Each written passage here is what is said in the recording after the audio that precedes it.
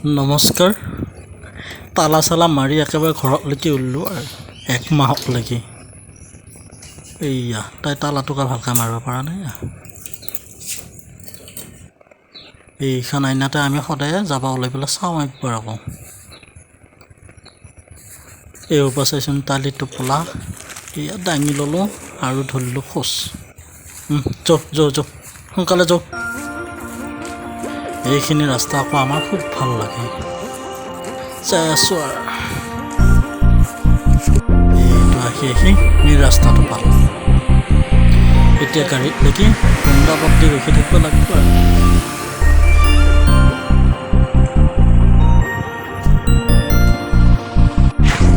এইটোক চাইচোন কেনেকৈ থিয়া দি আছে। এয়া থিয়া দি থাকিব নোৱাৰি, এইবাৰ বহি দিয়া গাড়ী নাহে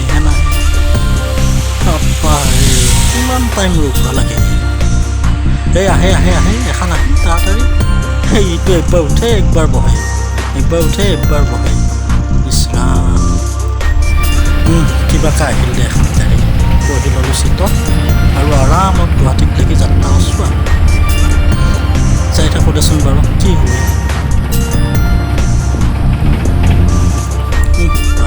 এই আহি আগিয়া পালোঁ। এতিয়া এইখিনি আগিয়া পেলাই এইফালেদি গোৱালপাৰাত যাব পাৰি আৰু অকণমান আগত গ'লে যিটো আমাৰ বাইপাছ ৰাস্তা আছে, যিটো একদম বঙাইগাঁৱলৈকেও যাব পাৰি। এইটো বঙাইগাঁৱলৈকে যাব পাৰি। পঞ্চৰত্ন যি সেইখনৰ ওপৰতে বঙাইগাঁৱলৈকে যাব পাৰি। এতিয়া আকৌ আমি আৰম্ভ কৰিলোঁ যাত্ৰা। এইফালে ড্ৰাইভাৰে চলাই আছে, এইফালে খিৰিকী মুখত আমি যৌ।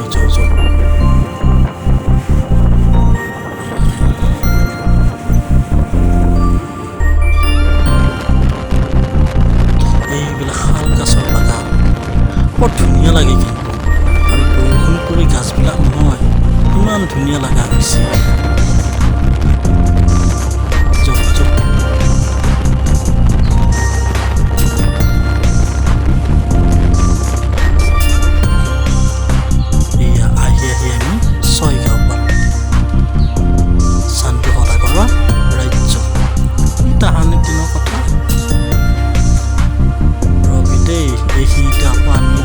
কলহী নদীটো দেখা পাওঁ। এইটো হৈছে কলহী নদী। এই নদীটোৱে নাও চলাই চান্তু সদাগৰ বনিজ কৰিব গৈছিল। লাহে আমি ছয়গাঁও এতিয়া যাই আছোঁ। এইয়া পালহী মৌজা।